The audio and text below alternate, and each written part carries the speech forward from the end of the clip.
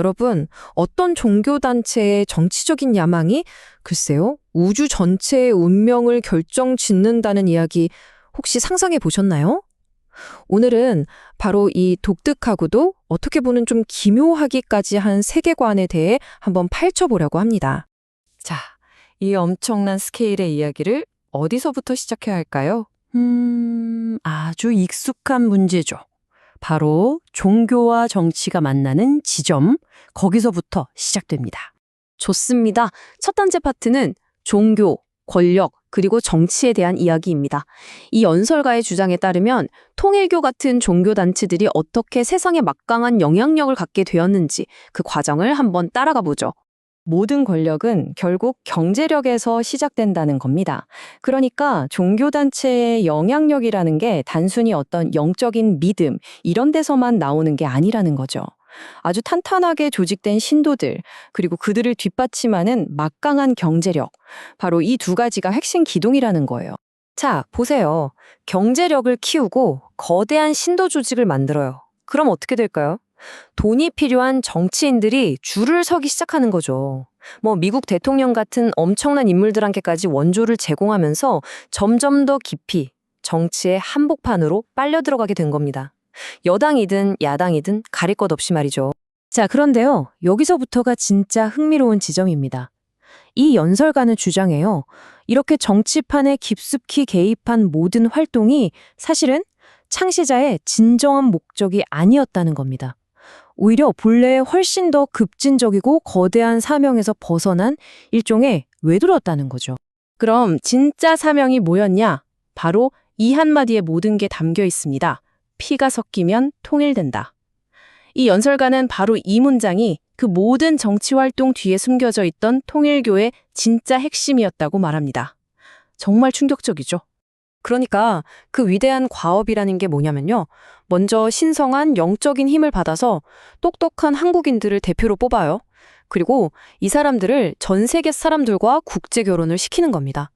그렇게 해서 천손, 즉 하늘의 자손이라는 한국인의 혈통을 전 인류에게 퍼뜨린다는 거죠. 단순히 종교를 전파하는 게 아니라 아예 피를 섞어서 인류를 하나로 묶어버리겠다는 정말 어마어마한 계획이었던 겁니다. 자, 여기서 궁금증이 생기죠.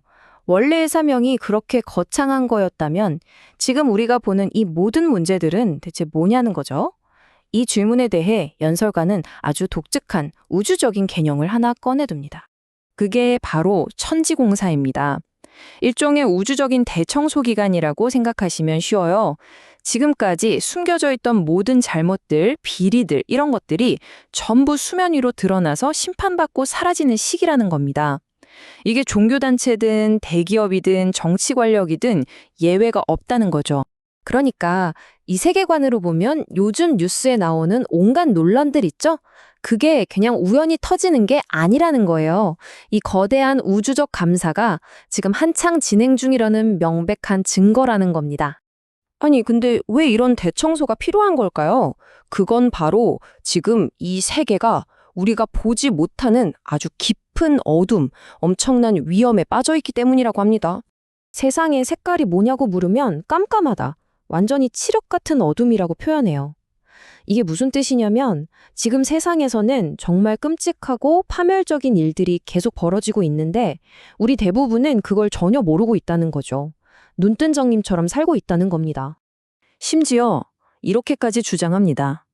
매년 전 세계에서 수십만 명의 사람들이 사라지고 있대요. 이게 그냥 실종 신고되는 수준이 아니라 언론에도 안 나오는 그야말로 증발해버리는 사람들이라는 거죠. 한국, 미국, 중국 할 것 없이요. 그리고 이 사람들은 그냥 사라지는 게 아니라 보이지 않는 어둠 속으로 끌려간다고 표현합니다. 정말 섬뜩하죠. 아니, 이렇게 엄청난 일이 벌어지는데 왜 뉴스 한 주 안 나올까요? 그게 바로 의도적이라는 겁니다. 언론이 일부러 보도를 안 해서 대중들이 세상이 진짜 어떻게 돌아가는지 전혀 모르게 만든다는 거죠. 자, 그럼 이제 핵심 질문이 남았습니다. 이렇게 보이지도 않는 거대한 어둠에 맞서서 우리는 대체 뭘 할 수 있을까요? 그 해답이 의외로 아주 개인적인 차원에 있다고 이 연설가는 말합니다. 바로 우리 각자가 별이 되는 겁니다. 이게 무슨 말이냐면 사람마다 내면에 엄청난 에너지를 가지고 있는데 이걸 꽉 채워서 터트리는 거예요. 그러면 어두운 행성 같던 존재가 스스로 빛을 내는 별이 되어서 주변의 어둠을 밝힐 수 있다는 거죠. 세상을 구하는 유일한 방법은 바로 이것뿐이라고 합니다. 그리고 이 별이 된다는 개념을 설명하면서 정말 재밌는 비유를 드는데요. 우리가 보통 깡패랑 건달을 비슷하게 쓰잖아요? 근데 이걸 완전히 분리합니다. 깡패는 그냥 힘만 쓰는 폭력배지만 건달은 다르다는 거예요. 이 건달은 사실 수행자, 즉 훈련을 받고 있는 하늘의 제자라는 겁니다.